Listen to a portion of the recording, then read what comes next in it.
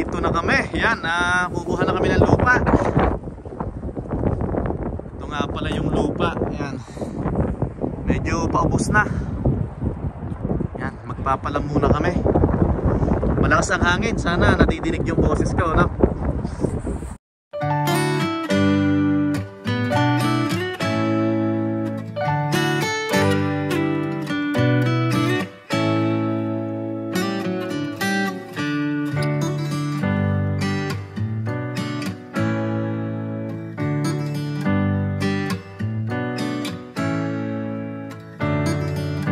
Yun, nagbabalik na naman ho tayo. Masayang araw ho ng linggo sa inyong lahat. Kung saan ho kayo naroon ay magandang umaga, magandang tanghali at magandang gabi sa inyong lahat. Ano ho? Ay siya, kamusta ho kayo? Sana ho kayo ayos lang diyan. Ay mahal na rin na, mag-hi ka muna. Good morning. Good morning ka muna. Ay kuwan ho, tawag doon, marami ho kaming lakad ngayong araw ng linggo. At puro halaman na naman ang mga pinagkakaabalahan naming dalawa. Pati ho ako'y napapadamay na pero masarap ho naman sa pakiramdam, ano? At syempre napapasaya natin yung ating asawa. At buti na laang at mga ganitong bagay, mga simpleng bagay yung mga nakakahiligan niya, ano ho? Saan bang una natin punta? Hindi mo pa alam? Alam, kasi i-stop ko lang. Si Utoy ay hindi ho namin kasama ngayon. At iniwan ho namin sa bahay. At pinag-aayos natin noong anong tawag doon? Ano yung tawag doon? Greenhouse. Pinag-aayos ho namin ng greenhouse. Dahil dati ang plano ko, pupunta ako ng Home Depot. At ako'y bibili ng kahoy, bibili ako ng mga screw at gagawa ako ng sarili ko. Ay ngayon, may nakita si Mahal na Reyna na magandang deal sa marketplace dito sa Edmonton. Ay bubuuin na lang. Ay ngayon, ay habang kukuha kami ng lupa, ay si Utoy na ang bubuo doon sa bahay. Ay titingnan natin kung tama yung ginawa. Pero kaya ni Utoy yon at meron naman siyang guideline, ano ha? So kukuha tayo ng halaman, kukuha tayo ng lupa. Ano pa? Kukunin ko muna yung monstera ko. Monstera na naman. Ay siya, sige. Alam nyo ho, may nag-comment sa atin pero alam mo naman yun, di ba? Na pag daw may mga halaman ka sa bahay, sinasalo daw nila yung mga sakit, parang ganon. Sabi anong tawag doon? Positivity yung positivity ang kuha ng halaman? Ano yon? Positive. Okay. Maraming salamat doon sa nag-comment. Nakalimutan ko na yung pangalan Pero magbabakread ho ko ng messages nyo, na mga comment nyo, at para ho makapag-shoutout ho tayo. Maraming salamat ho talaga. Ay siya, tatakbo na tayo. Punta ka ng ATM kasi gusto nitong bibilhan ko ay cash. Ay, ATM? Kahit anong ATM. Hindi, pumunta muna tayo sa bahay nila at baka may madadaanan tayo. Doon tayo on the way na. Okay. Natakbo na ho tayo. On the way na tayo doon sa halaman muna. Anong pangalan ng halaman? Monstera. Monstera, okay. Yan, ako na ho. Andito tayo sa Anthony Henday. 4 minutes lang, malapit lang. Ilang monstera yon? Isa lang. Tapos after pag-pick up natin ito, diretso na tayo sa kuhanan ng lupa. May celery pa. May celery pa. Anong celery yon? Yung celery plant. Celery plants, okay. Sige. Ay ito ho, ang itsura ng kuhan ng Edmonton, Alberta ngayon. Positive 9 yata ngayon. Ngayong araw na ito. Kasi on the way din yung celery pakukuha ng lupa. Okay, so 3 stop. Itong halaman mo na monstera, pangalawa celery, pangatlo kuha ng lupa, tapos uwi sa bahay na, okay na? Yeah. Tapos, hindi pa kasi nagre-reply yung binilhan mo ng Okay. Tapos i-check natin kung naayos ni Utoy ang ang exit 376. Okay.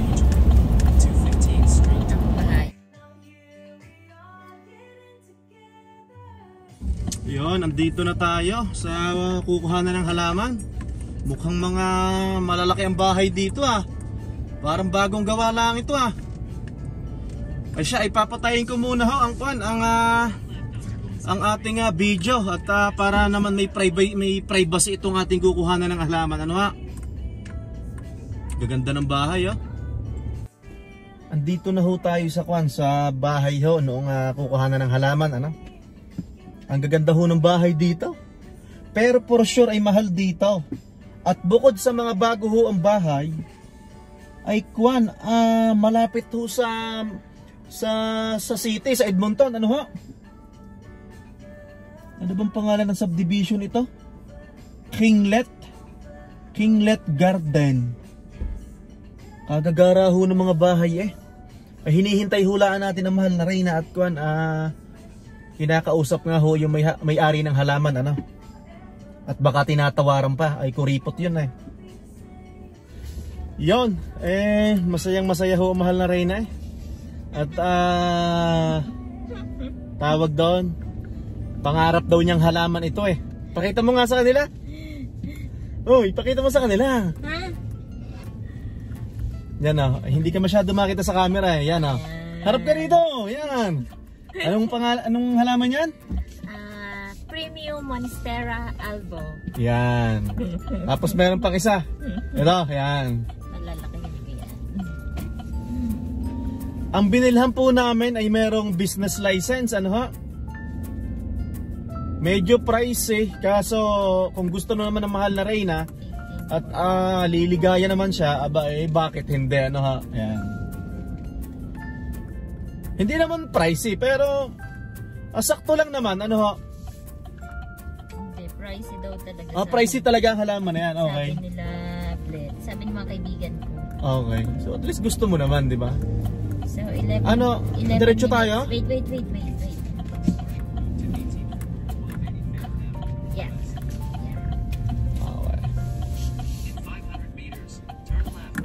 Okay. Ayan, so tumigil muna ho tayo at hindi alam kung saan pupunta Ano yan, halaman din? Celery. Okay, so ang plano ho ng mahal na Reyna ay ang itatanim namin ay vegetable at saka yung mga indoor plants, ano? Yan. Ayusin ko nga camera, hindi ka makita. Yan. Yun. Okay, let's go.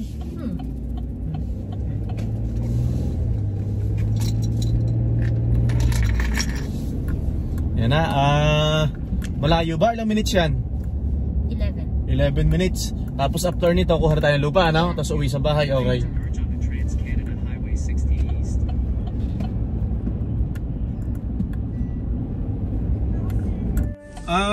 Andito na ho tayo sa kuhanan ng lupa, ano? Iba po naman ito sa kinuhanan naming lupa. Last week, nagpunta po kami sa Kennedale, no? Kennedale. Tapos ito naman po ay, ano to? Ambleside. So dito ba entrance? Yeah. Okay. Ito yung lupa. Okay yun. Nakikita mo? Sama ka? So Kennedale, Ambleside naman ito. Kung dati Kennedale, ito naman is Ambleside. Ano ha? Ambleside Eco Station. Yan Ambleside Eco Station. Yan ho, baka makatulong ho ulit ito sa mga kapwa ko Pilipino na bago dito sa Edmonton, ano? Ito naman ay sa libre ho ito, libre, ha? Southwest ito. Yung una natin pinuntahan ay Northwest, okay. Yung Kennedale Northwest, ito ay Southwest. Tama? Just for the compost soil, please. Thank you, have a good day. Medyo magaling na ako mag-English ngayon medyo hindi na ako pagtatawa na ng mahal na Reyna at saka ni Utoy pag nag-i-English Compost entrance. Yan. Ito parang kailangan ko rin kumuha niya.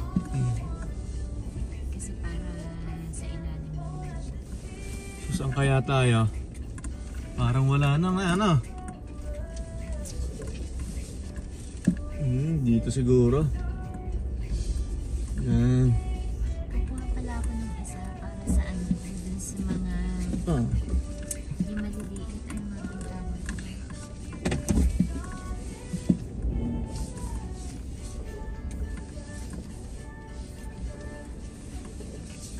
Yan, dito na tayo. Dito na kami. Yan, kukuha na kami ng lupa. nga pala yung lupa. Yan. Medyo paubos na. Yan, magpapalam muna kami. Malakas ang hangin. Sana nadidinig yung boses ko, no?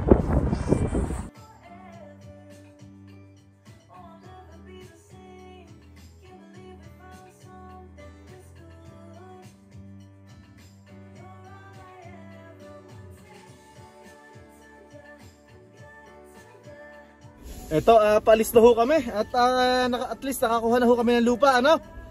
Medyo mahangin, abay nasuot sa mga tainga yung alikabok eh.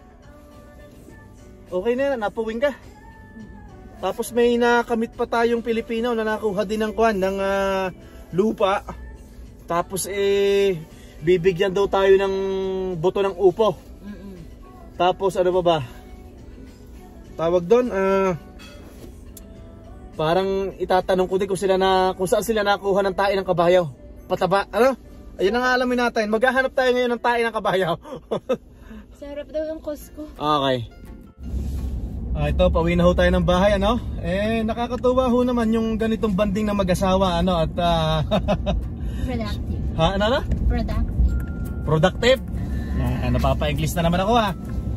Diba? Siyempre, kung may time tayo, diba, ano ho? At kagaya si Utoy, binigyan ko si Utoy ng assignment.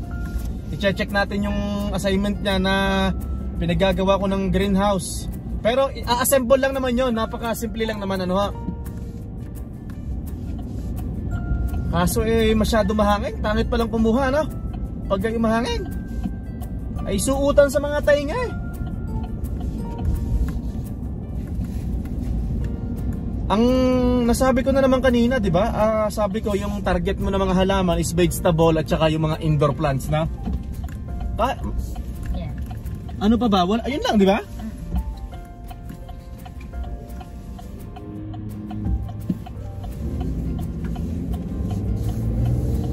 Yan. Dahan-dahan tayo, baka ma-overspeeding na naman. Yan, nakakatuwa naman at may nakita tayong kapwa Pilipino. Doon sa unang kinuhanan natin ay walang Pilipino, ano? So diretso tayo, no? Ha? Hindi ko na ipakita ang daan. Yeah, diretso. Diretso, no? Yeah. Tapos Kasi mag-merge tayo tatawid. sa highway. So baka kakaliwa na ako dito. Hindi, diretso. Diretso lang, ano? Okay, okay. Sorry naman. Nakapag-hi ka na ba? Yan. Malay natin, ano ho, na talagang makapagpatubo kami. Makapagpatubo ang mahal na Reyna, ano? At pag yung may magandang tubo at may magandang ane, abay di, mabibigyan namin kayo yung malalapit sa bahay. Kakanan ba tayo? Iikot tayo. Ayo, kakanan, no? Papakita natin sa kanila ang daan at para kasama natin sila sa ating mga dinadaanan. Sa alin? Kanina pa naman. May Preson Brothers din dito, no?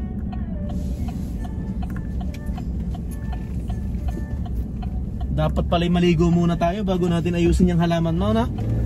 Or wag na? Wag na? Para dire-diretso na, no? After ng trabaho, no? Yan. On the way na ho tayo sa bahay, ano? Ito lang ho, amin lang ho na-share yung aming buhay dito, no? Bagong buhay dito sa Edmonton, Alberta, no? Sa mga hindi ho nakakaalam, sa mga bago lang po sa aming channel, ano? Bago lang po kami dito sa Edmonton, Alberta. Ito ho, gumagawa kami ng paraan, gumagawa ho ng paraan ng mahal na Reyna na mapapaglibangan, ano ho? At nakakatuwa naman. Dahil bago tayo, baka hindi pa nila napapanood yung mga previous job natin. Yan, sabi ho ng mahal na Reyna, dahil baka ho may mga bago sa inyo na nanonood, baka hindi nyo pa ho napapanood yung mga previous vlog namin, ano ho? At saka paki-subscribe na ho din at maraming salamat. Yan.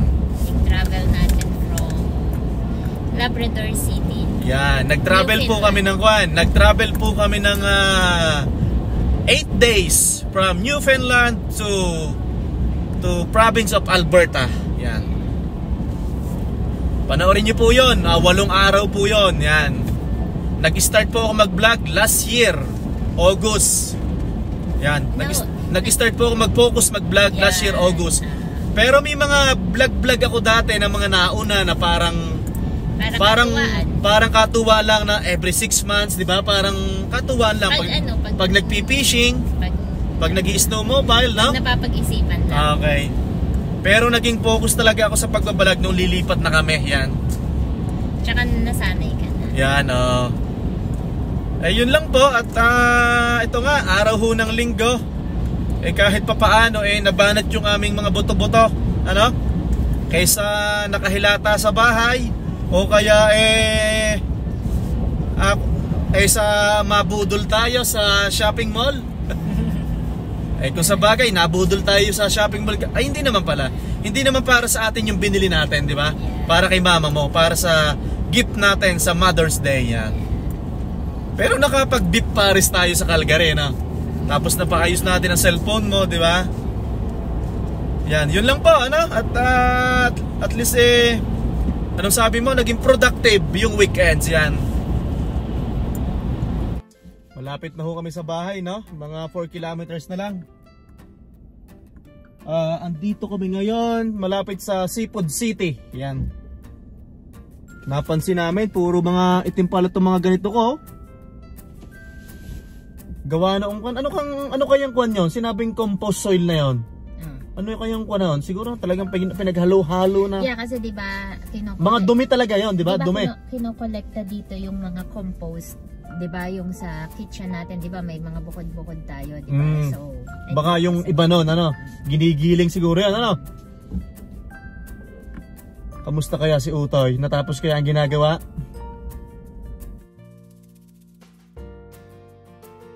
Ay siya, andito na ho kami sa bahay, ano? At magpaalam ka muna sa kanila. Goodbye! Ayan, ibababa muna ng mahal na rin ang kanyang halaman, yung isa pa.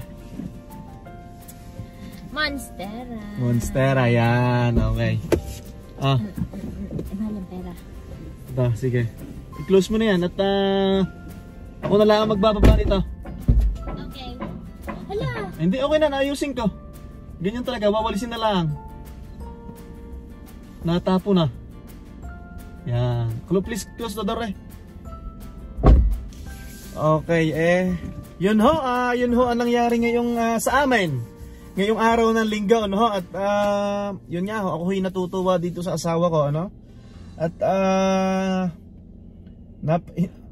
hindi naman ho sa pinagmamalaki ko na napakasimple ng asawa ko, no? Natutuwa lang ako sa kanya na hindi sa totoo lang ho, ako ho ang maluho Ako ho ang gastador, ano? Kagaya ho kahapon, galing ho kami ng Calgary. Nagpasyal ho kami doon sa boutique, doon sa Coach. Binilhan nga namin yung aking biyanan ng bag at syempre magma-Mother's Day. Ngayon may nagustuhan akong salamin. Lingid ho sa inyong kalaman, noon hong binasag ang aking sasakyan, 2 salamin ho ang nakuha sa aking sasakyan, ano ho? Kaya ngayon wala na akong iniiwan kahit ano. Ngayon nung nasa boutique kami, nasa Coach, ay meron akong nagustuhan na salamin. As in maganda talaga. Ngayon medyo pricey. Hindi naman pricey, parang 119, ano? Pero syempre mahal na rin 'yon. Mahal na 'yon para sa amin, ano ho? Syempre ibinabagay lang namin yung binibili namin sa aming kinikita, ano ho? Ngayon ang mahal na rin na ayaw pumayag. Ang sabi niya, yung daw 190 na yon, pag daw ibang brand ang binili ko, baka 4 lang salamin o 3 na. Siya, nawala tayo. Saan ba tayo naputol? Doon sa salamin. Ano ho? Di, ang sabi ng mahal na Reyna, yung daw 190 na yon, kung ibang brand daw ang bibilihin ko, baka daw 3 salamin na yon. So ngayon, pumasyal kami doon sa parang sport check. At dito yung may-ari ng bahay, nag-hi na. Ipinasyal niya ako sa sport check, parang may nakita siyang brandan salamin na Ripzone. Parang isang salamin yata is 29. Sabi ng mahal na Reyna sa akin yan, ang salamin na yan ay 29. Di yung 100, 3 bilhin mo na. Di ako'y napatawa naman at napakakuripot nga. Ayun lang ho, ina-share ko lang ho na gayon nga na minsan thankful pa din ako sa itaas at kahit papaano na igagabay ako ng asawa ko, di ba? Ako kasi laki ho ko sa hirap, kaya minsan gusto kong makabili ng mga gamit na pinapangarap ko dati, ano ho. Hindi ho kagaya ng mahal na Reyna, medyo luag-luag sila sa buhay noong panahong una-una at syempre magaganda ang trabaho ng kanilang mga magulang, ano? Ako ho naman hindi naman ho, ano? Syempre wala ho namang masama doon na kung minsan ibibili tayo ng medyo mamahalin na kung gusto natin at pangarap natin, ano ho. At gaya nga nasabi ko, syempre nagmula ho naman tayo sa walang-wala, ano. At kaya minsan hindi ho masamang mangarap para sa akin, ano. Pero wag naman ho sobra, ano. At hindi ho maganda sobra. Siya, yun lang ho. At na-share ko lang ho yung mga ganung mga bagay at thankful pa rin ako. At siya yung naging asawa ko, ano, at nagagabayan tayo. Siya, kung saan ho kayo naroroon, ay magandang umaga, magandang tanghali at magandang gabay sa inyong lahat. Ano ho? Have a blessed Sunday sa inyong lahat at mabuhay ho tayo. God bless, Ebra.